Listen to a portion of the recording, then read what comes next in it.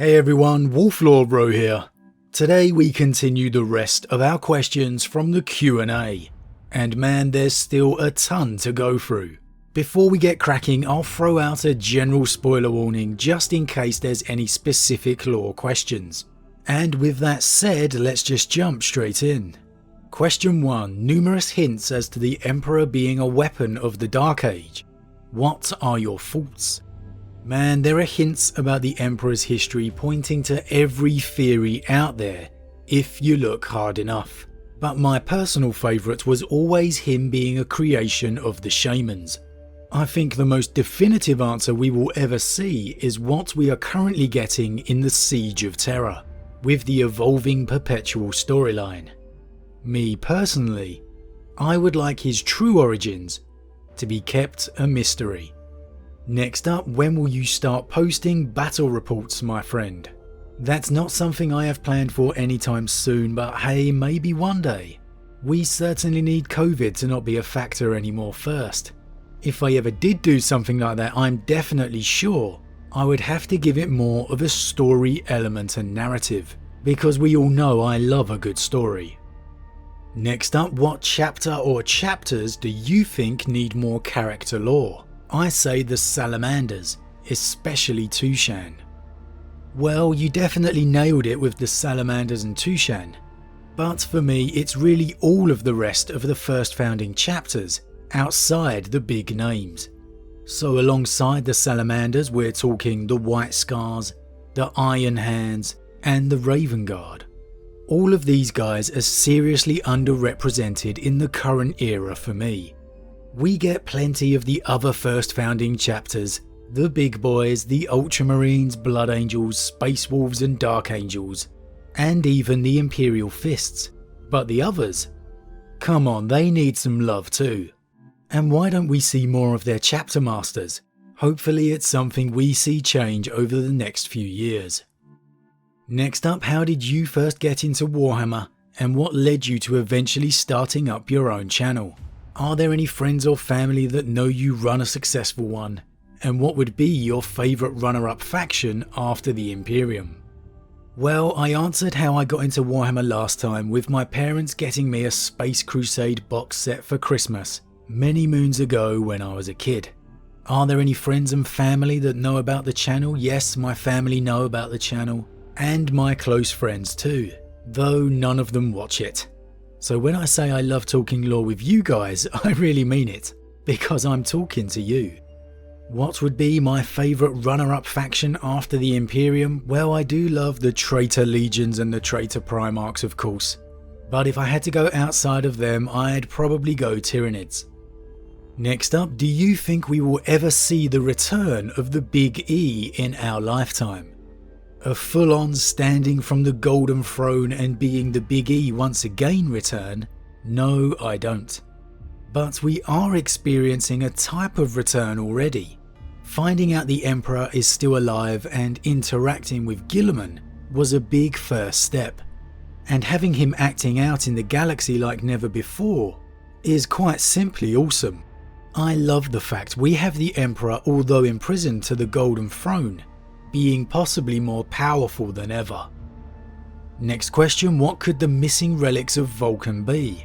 Now that is something I'm going to need to put a bit of thought into. It's a good idea for a video, so I'll add that to the list.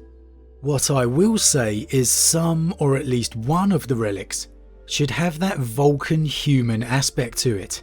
Yes, he's a warlord, but he's a very reluctant one. He is a caring human soul. Having a relic not necessarily being a tool for war would definitely fit Vulcan in my opinion. Next question, if the Emperor was reborn somehow, knowing now that man worshipping him gave him more power, would he correct the Imperium or keep it as it is? Power hunger bugger that he is. Well, in my opinion, the Emperor, if he came back as he was before, would absolutely want to implement the Imperial truth once again. Regardless of your opinion of him, there is no doubt whatsoever. He wanted the survival of the human race, and the only way to rid it of chaos was to remove that superstitious belief on religion and rely on science. The godhood that he has most likely achieved since ascending to the throne is probably the only thing that saved the Imperium, especially with the explosion of the Great Rift. Next up, do you think they will ever write an ending to 40k? I don't see it, at least I hope not. The end times for fantasy came about for a very specific reason. 40k is the golden child for GW, it would make no sense to end it. Maybe we might see a what if scenario or dream, but an actual ending? I really hope not. Next up, who are your 5 favourite Primarchs and favourite non-Primarch 40k character? Man, this can waver depending on what I'm reading. Obviously Russ, Jagatai Khan I'm a huge fan of, Lionel Johnson's got to be in there, and at the moment I'll add in Sanguinius and Vulcan, although I really do love me some Ferrus Manus. As for the non-Primarch character, Malcador the Sigillite in the Heresy era, and for 40k, it's got to be Dante all the way. Such an awesome character. Next up, from Canada, would you be willing to read us some good stories on the Astra militarum? I know you have already, but a good story about a simple human doing the best, or the worst, they can always gets me excited. Being human is the best thing about Warhammer. Absolutely my man, that is why I always focus on those elements when we are discussing characters. And yes, I see those requests for Astra militarum all the time. We will definitely be talking about them again soon. The simple fact is I need to read more of the Astra militarum novels and stories to truly get an understanding of the characters before I talk about them, because it's important for me to feel like I have a real understanding of them and a real grasp of their mindsets before we talk about it on the channel. Next question, are you to cover the Tanith first and only soon? Same answer as before my friend, too many stories, too little time. I definitely will be covering that this year for certain. Next up, which faction of Chaos are you partial to? Okay, if we're talking Chaos in general, as I said before, I lean towards the Traitor Legions. But I don't have an absolute standout one just for me yet. If we're talking Chaos God, then the Changer of Ways has my loyalty. I always fancied a Tzeentch themed Chaos Warrior army back in fantasy, so with that coming back, hey, we might just get to see it. Next up, how are you doing? Not too bad my friend, thank you for asking. I think like all of us I'm finding these lockdowns and COVID to be a little trying now, but hey, we are all in this together and there is light at the end of the tunnel. Next question, what do you think would be the result of Malcador returning next instead of a Primarch? Man, I would love that. Like I said earlier, I am a huge fan of Malcador. He's such a deep character. All the frailties of an elderly man, but the wisdom and power of a perpetual hidden beneath. Honestly, it would be a huge aid to the Imperium having Malcador back. He may not be out there fighting on the front lines, but he'd absolutely bring back order to Terra and get the High Lords in shape, and quite possibly taking the role of Lord Regent, leaving Guilliman to focus on the war at hand. Man, that would be a massive boon to his peace of mind. You know, I think I may have to do a video on this next week, as I could talk about it for hours. Next up, hey Rho, what do you think about making a series of old versus new lore? Or better said, the evolution of the lore along the history of Warhammer 40k. Oh, good idea my friend. The great thing about 40k lore is it's been around for so long. But when you get that kind of longevity, you also get confusion and grey areas about what lore is still canon and what's not. Definitely something I'll look at trying to do. Next up, all good things must come to an end. In around another 30 years, when GW finally wraps up the 40k universe, how do you think it will all end? Will the Imperium and Chaos be forced to work together? Will Chaos win and all is lost to the warp? Does the Big E truly ascend to god status and smite down the Chaos Lords? Maybe with the help from a new god of death from the Eldar, or something I've yet to think of. Man, if GW wrapped up the 40k universe, it would break my heart. You don't try to fix something that's not broken. But in this situation, how would it end? Well, I think it would follow the same lines as the End Times did for Warhammer Fantasy, with Chaos gaining the ultimate victory, with the Emperor being killed. And then after the destruction of the galaxy as we know it, amidst the blackness of the void, the tease of the Emperor being reborn, which is pretty much exactly what we had with Fantasy and Sigmar. Now my preferred ending, however, would be for the Emperor to manifest such power he returned to all his former glory and rose from the Golden Throne, summoning all his fallen loyal sons to his side once more, and it ends with the promise of the new Great Crusade, bringing everything back to full circle. Next question, do you think there are other threats besides Chaos, Orcs and the Nids?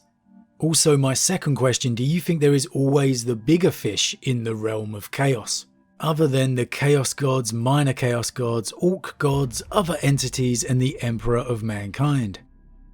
Well, I think you kind of named it all there really. Are there other threats than the ones we have seen? Yeah, of course there's always room for more. It's just a matter of GW wants to give any some development. But I don't think there's any out there at the moment that can truly rival the big ones that we have. As for bigger fish in the Immaterium, the way I see it working is anytime someone starts to worship or believe in a deity, that belief then starts manifesting inside the Immaterium, and the more worship or belief this deity receives, the more power it grows. The way the lore is set out at the moment, there just can't be anything bigger or more powerful than the 4 Chaos Gods or the Emperor, or maybe the Hive Mind for that matter. Yes, there are countless more entities within the warp, but they just aren't as powerful. Yet. Next question, if the Emperor of Mankind can call forth the forms of those loyal humans who have fallen, including what appears to be a fallen Primarch, would it also stand to reason that Big E can summon some of the shards of Magnus as well? Well, it's definitely an interesting theory. If I had to give an answer, I'd say no, I don't think so. Firstly, as much as I love the thought of the Emperor summoning the spirit of Ferrus, there's a good chance it may have just been the image he chose to display, and it wasn't actually the spirit or soul of his son, as much as I would love to believe it was. We just don't definitively know. As for the shards, well, most of them have been absorbed back into Magnus if I remember correctly. One shard was destroyed on Prospero by Jagatai, and the shard of his best qualities was bound into Janus of the Grey Knights. Could the Emperor summon the shard destroyed by Jagatai? Well, maybe. But the shards were almost broken fractions of his soul, not a true version of Magnus. So if I had to decide one way or the other, I'd probably lean no. But hey, that's just my guess. Next up, do you think that Lorgar knew that Horus had to lose the heresy? He was very insistent that Erebus does not go to Sanguinius, though that would have done wonders for the heretics. I don't know man, it's been a while since I read it, but Chaos was all in on the heresy, and Lorgar really is their main pom-pom bearing cheerleader. I think it's more likely he knew Sanguinius would become the favoured of the gods, and that would undoubtedly mean the end of the heresy, as Horus's jealousy would have simply caused a civil war within the traitor legions, and thus ending any hope for a heresy victory at all. Next question, do you think Rogal Dawn will return? Well, yes, hopefully at some point. I think Rogal has seen a surge in popularity over the past few years, and his return doesn't mean an earth-shattering change. He'd slot in fairly well to work with Guilliman. It's a bit of a no-brainer really. However, I don't see any loyal Primarch returning soon, and it breaks my heart to say that. We need 1 or 2 more Chaos Primarch models to hit the tabletop first, and GW is really stalling on those releases by the looks of things. Hopefully we'll get one sooner rather than later. Next up, any update on the Inquisitor series coming? Not that I know of, but honestly I haven't really looked into it since the announcement.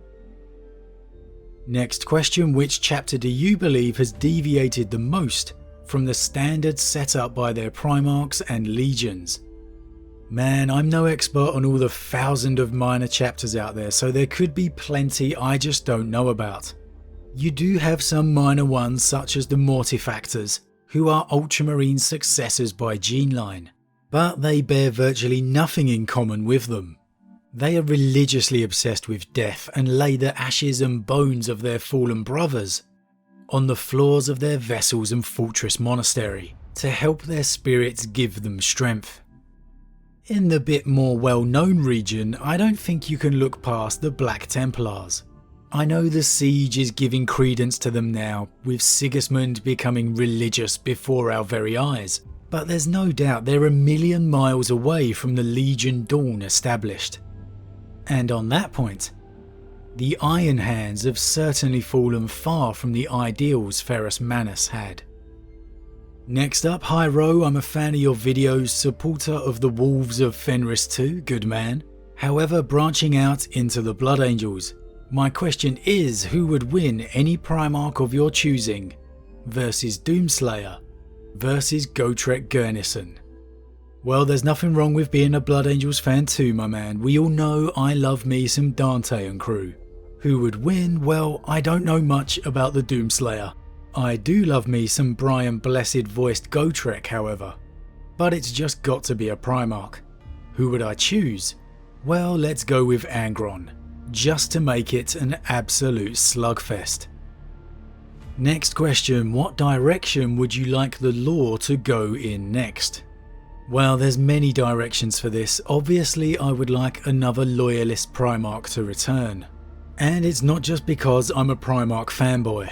It's because I truly believe it would benefit the storyline immensely, if they chose the right one to bring back.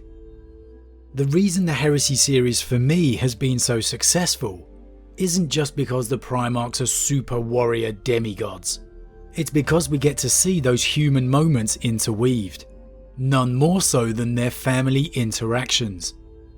Guilliman may be being shown to be weary and alone in the current timeline, but for me he truly needs that brother to interact and play off with. You need those moments of light for the Primarchs within the grim dark. We're not seeing much of that with Guilliman since his return. Having a Lionel Johnson return, for example. After all Guilliman's wishing for a brother to talk to getting perhaps the one he can least talk to, and who would most likely be irate, would be a tantalising combination of internal conflict. Aside from that, I think we need to be given hints and glimpses as to just what the Emperor's plan is. Guilliman received his orders, that's pretty much all a given, and the Emperor has been aiding his Indomitus crusades. So just what is the Emperor's idea or plan? What instructions did he give to Guilliman? Give us a glimmer of light to believe in amidst the darkness, that somehow, despite it all, the Emperor still has a plan for victory. Next question, who would win in a war, the Squat Empire or the Tau Empire? Man, I've got to give the nods to the Squats here. I'm a big fan of the dwarves back in fantasy.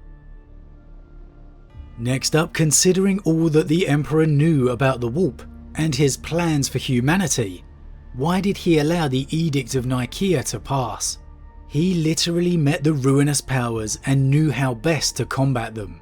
Why ban Psykers and why be so slow to rescind it, if he ever officially did? Well, it was obviously a plot mechanic to aid Magnus's fall. However, I would say there's 3 reasons. 1, not all Psykers within the Adeptus Astartes were as in control of their powers as the Emperor himself. there was a very real risk of them becoming weapons of the Chaos Gods. 2. The Emperor's first and foremost goal wasn't to fight Chaos head-on, but to throttle it. To first implement the Imperial truth, and then remove humanity's reliance on the Immaterium completely, via the Webway project, and thus giving the human race safety to evolve in their psychic potential. It's always worth remembering the Emperor was up against the clock. And lastly, number 3, I believe a father's concern for his son also played a big part. The Emperor knew Magnus's nature. He knew he would continue to peer into the warp, using greater and greater powers, until he himself became a tool of chaos, unless he was stopped. The Emperor had given him warnings before, and none had worked. So an outright ban was the only option. Do we really think the Emperor hadn't noticed his own son, a Primarch, who can recover from any wound, had lost one of his eyes? Come on, the Emperor had to save Magnus from himself, and that's exactly what the Edict of Nikea was for. If the roles were flipped, which loyal Primarchs would side with what Chaos God? Okay, I'll say I have to pick a god and not go undivided. Who have we got? Okay, the Lion. I'm going to say Tzeentch here, with his love of secrets. Jagatai Slanesh. Russ has to be Khorne. Rogel Dawn? Let's say Nurgle for his resilience. Sanguinius has to be Slanesh. Ferrus Khorne for his temper. Guilliman Tzeentch for scheme upon scheme. Vulcan, that's a tough one, but let's go Khorne. And Corax has to be Tzeentch. Next up, hello, somewhat newbie here. What is Corax's condition in the warp? I've heard he was tainted by the warp in his hunt for Lorgar. Maybe even has become a demon. If yes, how is it possible, and can he be cured? Thank you for the awesome content, and thanks to you and the amazing community. Well, thank you for being a fan of the channel. And okay, so Corax was last spotted within the Eye of Terror, hunting his brother Lorgar like you said. However, rather than being tainted by the warp, he was said to have embraced his warp powers. The Emperor was rumoured to have used the warp in creating his sons, and thus they all have varying levels of psychic power. Corax, in his absence, has embraced this to his full potential. Does he need to be cured? Well, I guess that depends on your perspective, but I don't think so. He reverted to his normal form throughout the fight several times with his brother Lorgar. So in my opinion, he is merely embracing his psychic powers to their absolute full potential, rather than becoming a loyal demon, if you will. Next question, how big is your average Primarch? Pretty big, mate. Next up, did you ever read the Rebutian heresy? If not, I recommend it, it's really well written. No, I haven't got around to it yet, but it has been recommended before. Next, who is your favourite Xeno character? Honestly, I think the Xenos really struggle for great characters. But the one Xeno race that I think does have a collection of great characters is the Necrons. And for me, Imhotep the Stormlord takes the cake. I love the thought of Imhotep being opposed to the return of the Silent King, and refusing to bend the knee. It's a great subplot that I really hope gets continued. Hashtag for the Stormlord. Okay, that's it for this part of the Q&A. There's still plenty more questions to get through, but my voice is definitely starting to crack. As always guys, huge thank you for all your support, and if I haven't got to your question yet, don't worry, we will get there. There are plenty more Q&As to come. So with that said, huge thank you to all my subscribers. Your support truly means a lot to me, it really does. And if you're new, please consider subscribing to help the channel grow. And if you enjoyed this particular vid, then why not drop a like on it too. But with that said, I am off and I'll see you all again real soon.